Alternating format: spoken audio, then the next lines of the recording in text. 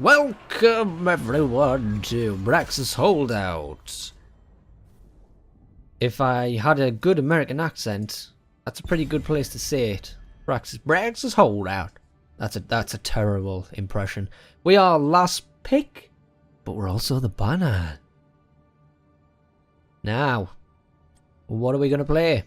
Obviously, we're going to hover the Master Rexar there, also suggesting to the team that we also kind of might want to play Tychus. They're going to ban Chen. Chen is a good option, mainly because Chen is a really good solo laner. This map is... it's one of those maps where you split your team 1 and 4, so the person that's on their own really needs to be a good solo laner. Usually somebody with self-sustain in some form. Chen has shields, Alarak has healing, Thrall has healing, and there's someone else that I can't really... Rexar, because Rexar has healing on Misha. You can see the theme there. So we're going to hover Rexar, and we'll see what happens.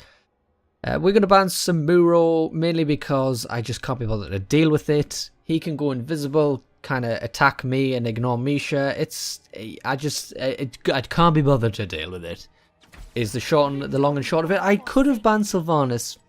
Yeah, now that I think about it, I could have banned Sylvanas. If you haven't realized, this is also post commentary.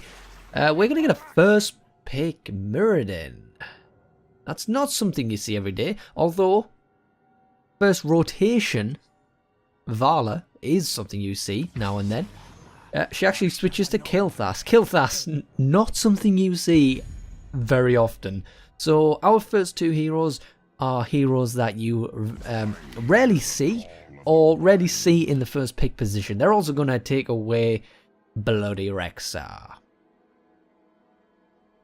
So with our current team composition, I like it. But I have just thrown out the rule that I said before, as is stated by our Mirrodin. We will not have a decent solo laner. But I guess Mirrodin can do it, or or Sergeant Hammer. I mean, they can do it. They're just not great at it, especially compared to Rexar. So they also kind of stole away Vala. I mean, we did have the first chance to get it, but we went for Kilthas instead. I kind of remember this match now. Yeah, it was a good one. We're going to ban out ETC. We do have a lot of stuns for ETC. However, they're all skill shot stuns. So there's a lot of things that can block the skill shot and potentially let the mosh pit through.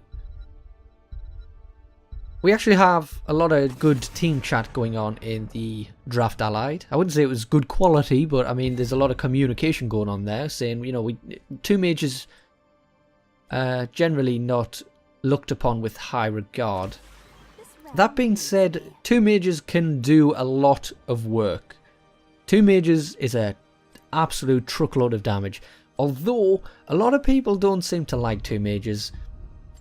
I also don't understand why a lot of people don't like two specialists. They think, I mean, I guess this is lower down in the hero leagues, but a lot of people think specialists, all they do is push lanes. And that's not true. They are usually good at pushing lanes, but they can also do a lot of damage. So, they're more like pseudo-assassins. So, I don't know why everyone's so allergic to the fact you can have two specialists on a team. Maybe not ones like Sylvanas Azmodan. They don't... I mean, unless you're going to go mad push, they don't tend to have a lot of synergy together. But, I mean, Azmodan can work with long-range dunks and the like. Anyway, let's continue with this draft, and not an imaginary draft that, you know, I'm making up in my head.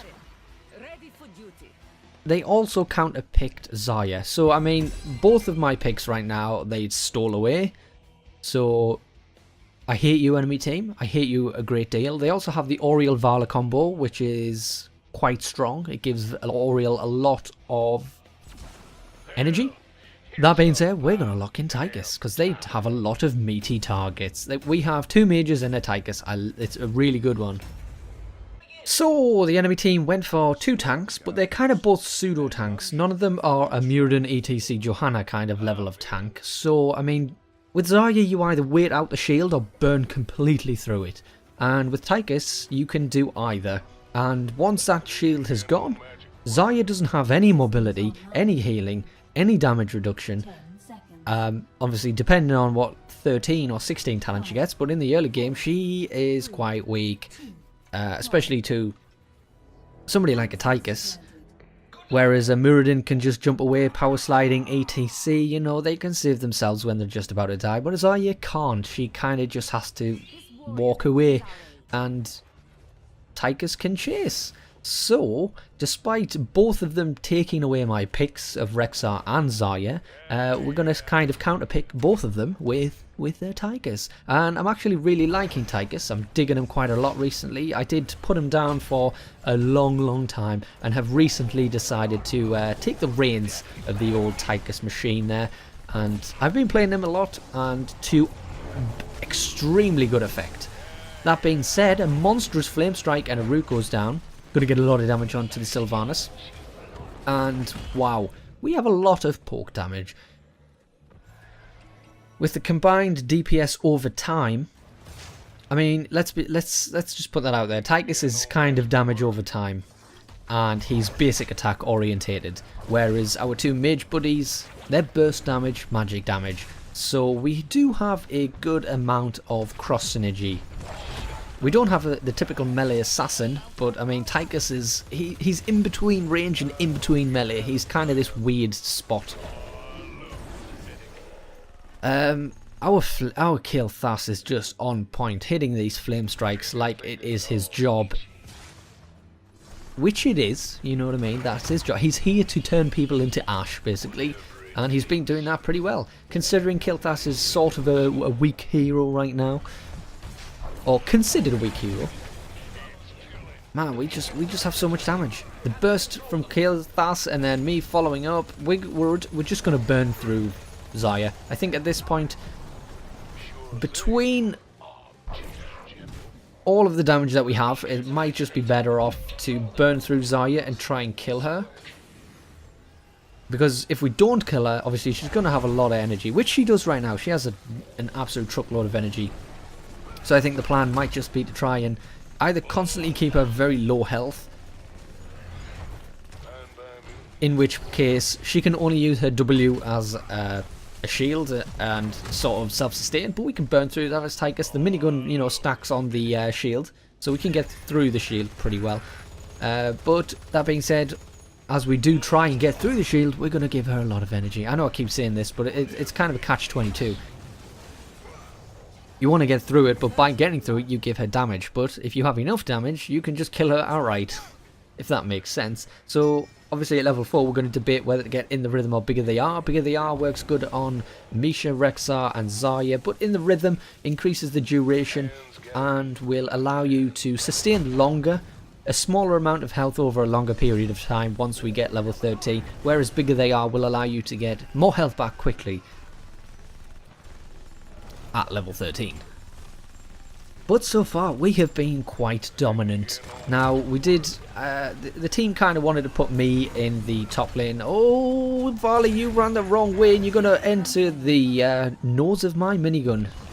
Malfurion is there to help me get out of dodge. I would have just died if Malfurion wasn't there. He'd done just enough mana to land a root and give me a little top-up heal. We've noticed Zarya's shield has just run out, and now she has nowhere to go. As you can see, once the shield is gone, she is a sitting duck. It's surprising that we didn't take Gul'dan on this map. Gul'dan is first pick material on this map because he has such spammable wave clear. Tychus isn't too far behind. Again, Kilthas should be okay with them juicy flame strikes, but we're all down here pushing with ours instead of defending theirs. We're not all going to rotate up to kill 3 Zerglings. That being said, they do have a lot of wave clear as well. Vala and Sylvanas make mincemeat of our maximum Zerg wave. But I still think we're good. We're good. We're in a good spot. We're nearly a Palantir ahead. Li Ming, we're just gonna... Oh, the Hungering Arrow! The Hungering Arrow gets us, and I think it's gonna turn into a little bit of a feed fest there. They don't actually have a lot of stones, So we're gonna say, can we survive if we get stunned? Probably. We're gonna go with a quarterback. Another meaty flame strike from our KT there. He is susceptible to die from a grenade if Zarya has one. She does not. So I think that was just the team fading out of the way. All of us died once, the three of us. KT of all people managed to survive. But we've got that out of our system. We've all died. We can now reset and recuperate and you know, play properly. It is worth noting Li Ming hasn't died top. She's been doing really well against Rexxar, which leads me to believe maybe Rexxar might not be great. Li Ming can clear quite well. This is back when Calamity still did damage. Muradin's being very, very aggressive. They are all kind of low health, but they do have Oriole, so they can sustain through it for quite a while. And I'm just letting them know we don't have KT, so this is a full V3, but we can potentially get a nice pick on Oriole. No, she just has the last second heal. So going back to what I said about Li Ming, KT got a little bit over ambitious there. Kind of just asking what he thought was going to happen. He had like 10% health. Trying to land a cheeky flame strike, and it didn't work out. I think even if it had landed, he wouldn't have killed them. So back to Li Ming, like I said. This is back when Calamity did damage to minions, so she does have sort of okay wave clear. Rexxar should be able to just stick Misha onto Li Ming and zone her away. I can't remember ever having trouble against the Li Ming as Rexxar. I guess it depends how you play it and how you build Rexxar. Tactical bait, clearing our camp, will make Sylvanas overextend, thinking she can kill our Muradin. It's not going to work out. We get our siege camp and we take back the bottom point. We did give them 22% of the minion wave, trying to interrupt the back from Vala. She decides not to do it now. At this point, she's got 40% life, 0 mana. She should have backed 5 seconds ago. Even if Oriole heals her up, she's got no mana to cast anything. I think she's probably gone back now, but, you know, we wasted about 5 seconds of her time. And again, Li Ming, and it looks like Muradin managed to get the top point. I think that fort will give us just enough XP to get to level 10. We're going to pick up the Draken Laser Drill, because this is a very zone-heavy map. We miss the grenade onto a free kill of Zarya, so we can take the consolation kill of the Rexxar, and Li Ming explodes Zarya in the top. So yeah, this map's all about holding down a very small point. These points are very, very small. So, you know, you can just stick a laser drill down in one corner and cover the entire area. Very good very good gravity lapse comes down from KT, and a long range, maximum range grenade will take out Sylvanas. Very proud of that one, if I do say so myself. So we've got Li Ming came down to sort of defend, but you know, they didn't really have much in the way of a Zerg wave to defend. I think we should have left one of us down bottom and 4 push top, because they've already killed half our wave before we even get there, mainly because of their good hero selection of wave clearers. Their Rexxar hasn't really been impactful in this match, and you know, they can't really put him against me in a lane because I would just continuously stack off Misha. I know we didn't get in the rhythm this game, but had I laned against Rexxar, I might have gone it in the rhythm, because Misha's just free stacking, really. We're going to drop the laser drill, doesn't get as much value. Actually, Sylvanas dies from a living bomb. Zoning Phoenix comes down. Might be a little bit conservative. A bit further out would have been better. We're going to minigun as much as we can. Throw a long range grenade at the Rexxar. Again, with the quarterback talent at level 7, increasing the range of our grenade, we can just throw, we can bypass Misha and throw it straight onto Rexxar. Now Rexxar, I think, is trying to focus me with Misha, but I'm not too bothered. At this point, we're level 13, we get That's the Stuff, and that means any damage we do now with our minigun will heal us. So anytime that Rexxar decides to stick Misha on us, we can just heal off her, really. Going to get rid of this wall while we're on the way back, just to reduce vision, and then we're going to hearth back in the bush. This is a risky, capital R-I-S-K, very, very risky. I must admit, I think Li Ming is playing very, very well. And so is KT, to be fair. Apart from that one death where he got a little bit greedy, he is absolutely storming, to be honest. This camp's already back up. Might as well grab it. There's not an awful lot we can do. We can't get the Bruiser camp on our own. There's only me and Murden. And we can't get theirs because it's too risky. So the safe play is just to grab ours and see if we can just push the lane ever so slightly.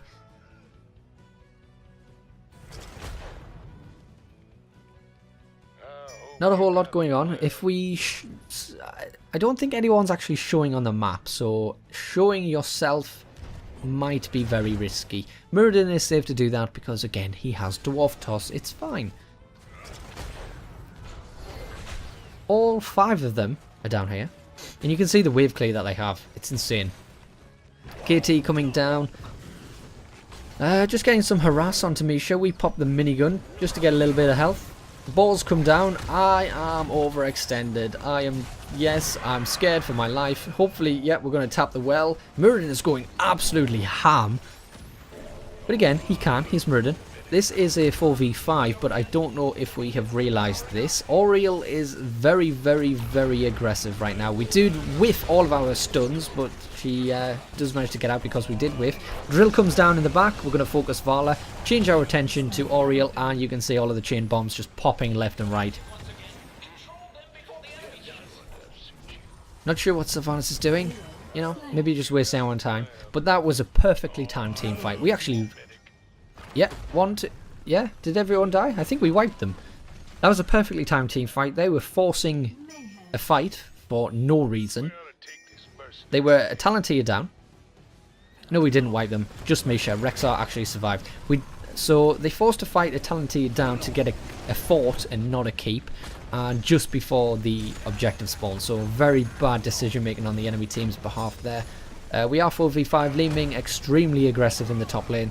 And while the beacons are charging, we can see everyone on the enemy team. We can see them all defending their keep. So we are completely free to get the boss and 100% Zerg wave.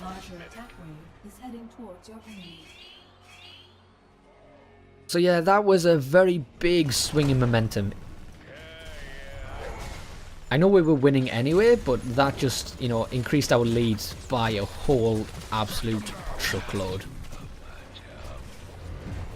At this point, you know, I'm feeling pretty confident in just harassing them. We know the boss is coming down. We know the minion wave is coming to back us up, so we can stay. That hungering arrow hit us every single time. We have the drill in 2 seconds. 1 second, we have the drill. We're going to put it down in a slightly aggressive position to zone behind the keep. And at the minute, I mean, it's targeting Misha, but I think they're the only person in range. I'm trying to kill the tower, but, you know, I can't do it on my own. And they have... I mean, we still have some of the Zerg wave here. The boss is nearly... I think it's like 90% health. And, yeah, just... Oriel just explodes. Sylvanas just explodes. Boss is at 50% health, 40% health. It just seems like they didn't have much frontline. Despite having 2 warriors, they didn't have much frontline, and we're going ham on the core. Go ham on the core. And that'll be a very, very short 13-minute victory. Well, there you go, everyone. It should be... Yes, we're into our Diamond Bronze promotion game.